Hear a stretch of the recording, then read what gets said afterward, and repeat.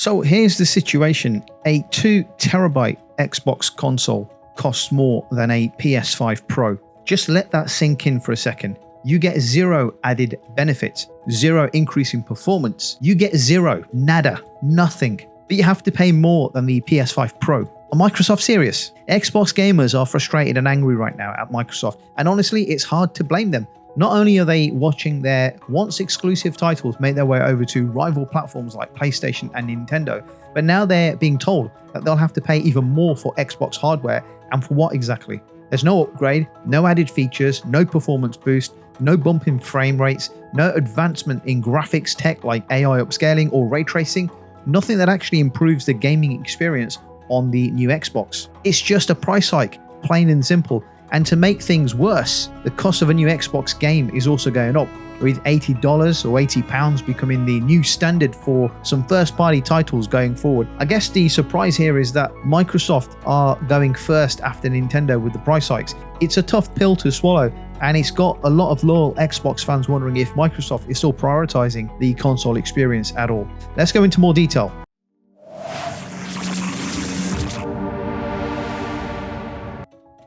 Alright guys, welcome back to the channel. As always, a huge shout out to the God of War and Uncharted channel members. And if you enjoyed today's video, please show your support and wonderful appreciation by hitting that like button. So not long after Nintendo made headlines by announcing that Mario Kart World, a major launch title for the upcoming Switch 2, will be priced between $80 and $90 or pounds, depending on whether you buy the physical or the digital version of the game. A lot of people started asking the obvious question: when is Sony going to follow suit and raise prices of the PlayStation games? It seemed like only a matter of time before PlayStation would make the same move. After all, development costs are rising across the board, we know this, and Nintendo have already taken that step. But to the surprise of many, Sony didn't do that. They did the exact opposite. Completely out of the blue, PlayStation announced the release date for Ghosts of Yotei, and the base game is still priced at the familiar $69.99. No surprise price hike, and this understandably caused a lot of stir, especially amongst the Nintendo fans. They were furious. Many started to point out the noticeable gap in the production value between Sony first-party titles and Nintendo's offerings.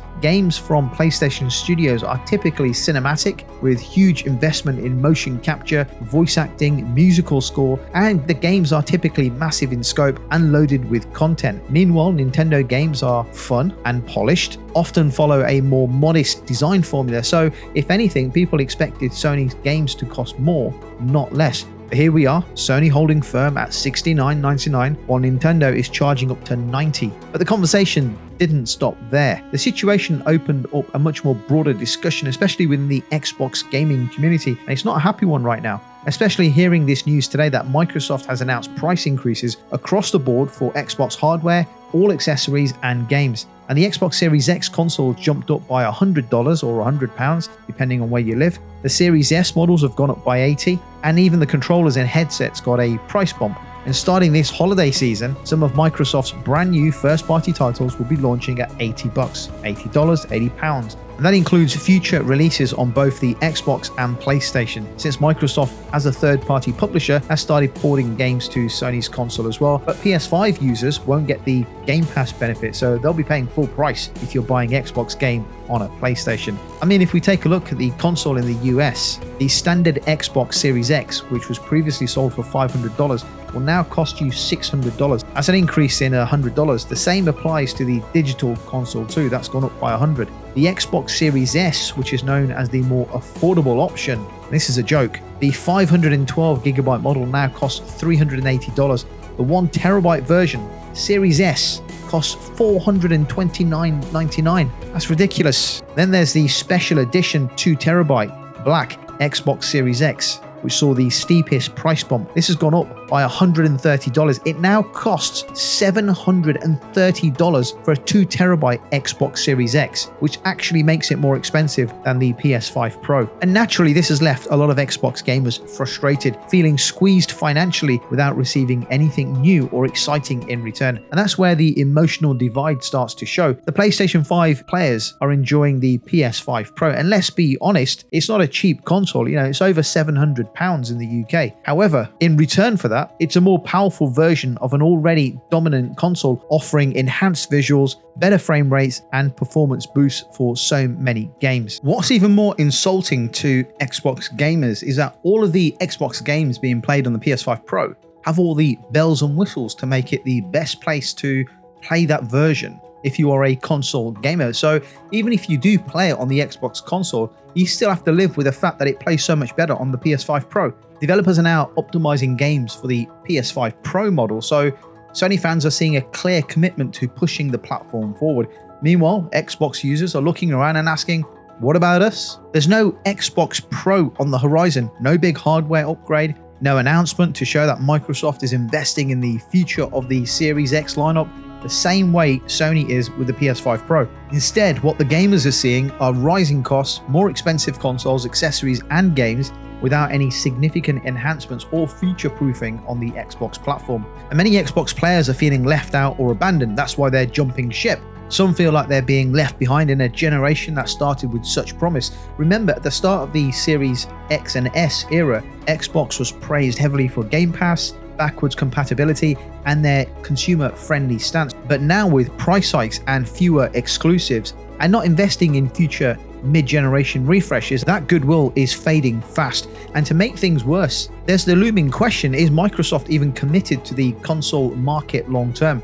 With their aggressive push towards cloud gaming, subscriptions, and putting Xbox games on other platforms, it's not hard to see why some fans are starting to feel really abandoned. So Microsoft has confirmed that the current game prices won't change right now, which is good news, but starting in the holiday season, the brand new titles on Xbox and PlayStation will have the price increase up to $80 or £80. That puts them at the same price range as Nintendo's launch game, Mario Kart World, which is launching on the Switch too. And just to add, not every game will carry that £80 price tag. According to some insider reports, Microsoft still plans to price titles based on their scope, scale, and size. So the smaller games, when they launch on release, could come out at lower prices. But the biggest titles, the blockbusters, the AAAs, they will likely follow this new pricing standard. And Microsoft commented on the changes, acknowledging that these decisions were not easy. A company statement explained that rising development costs and changing market conditions were key factors in this decision. They also emphasized that their ongoing commitment to offering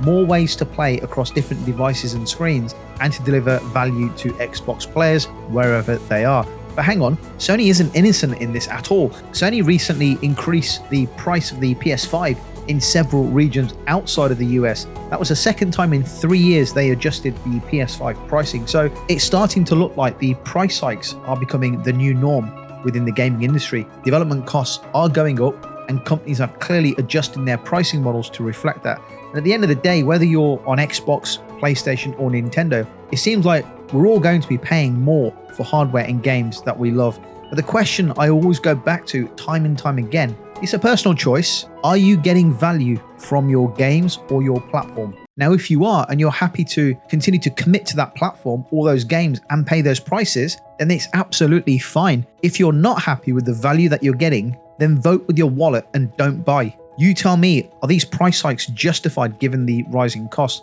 Will this push more people towards subscription services like Game Pass and PlayStation Plus? Drop your thoughts in the comments. I'd love to hear what you think about this. And whilst we're on the subject of Xbox and their pricing, according to their CEO, the CEO of Microsoft, Satya Nadella, Xbox has become the top publisher on the PlayStation Store. The same Xbox that's traditionally seen as PlayStation's direct competitor is now one of the biggest players on Sony's own platform when it comes to pre-orders and pre-installs. This came straight from Microsoft's recent earnings call for the third quarter of fiscal year 2025. Satya Nadella revealed that the gaming revenue for the company grew by 5% year over year, with Xbox content and services revenue increasing by 8%. I mean, not to state the bleeding obvious, but if you're releasing games on all platforms this year and you weren't doing it last year, I would expect your sales to increase, since you now have sold a few more million copies of your games to platforms you wouldn't have sold last year. It's a bit obvious, isn't it? But it also covers big name releases like Call of Duty, Minecraft, and of course some subscription increases in Xbox Game Pass, which continues to be a central pillar for Microsoft's gaming ecosystem. On the surface, it all sounds like pretty decent news, right? But if we dig a little deeper, the picture does get a little bit more complex. While revenue from services is up, hardware sales sales are down by 6% compared with the same time last year. And that's a sign that people are spending money on digital content, subscriptions, and in-game purchases,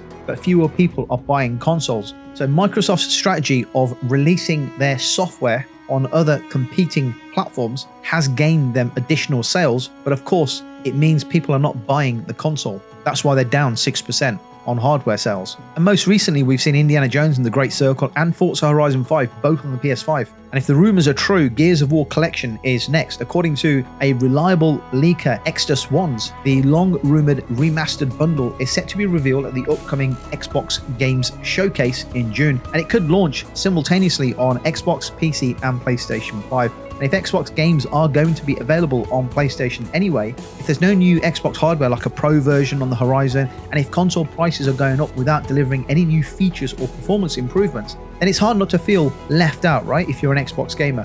PlayStation fans, for example, they've got the Pro, it has better performance, great upgraded visuals, enhanced versions of games that take advantage of the newer hardware, and Xbox gamers are dealing with price hikes on hardware and games without any sign of a hardware refresh or platform-defining experience. It's no wonder Xbox players are beginning to feel like they're sidelined, they're being abandoned, and they're jumping ship. It's happening. That's why their console hardware sales are down. And Microsoft's strategy by shifting its focus away from console innovation and prioritizing multi-platform publishing, the traditional Xbox identity is really blurred right now. So yes, Microsoft being the top publisher on the PlayStation Store is a huge milestone, but it also raises questions. Is Xbox still a console-first brand, or is it evolving into something entirely different? A software and services giant that's less concerned about what device you're playing on? Only time will tell, but one thing is clear, the Xbox we knew 5 or 10 years ago isn't the same Xbox we're seeing today. Okay guys, let me know your thoughts in the comments down below. Thank you for watching, and I'll catch you on the next video.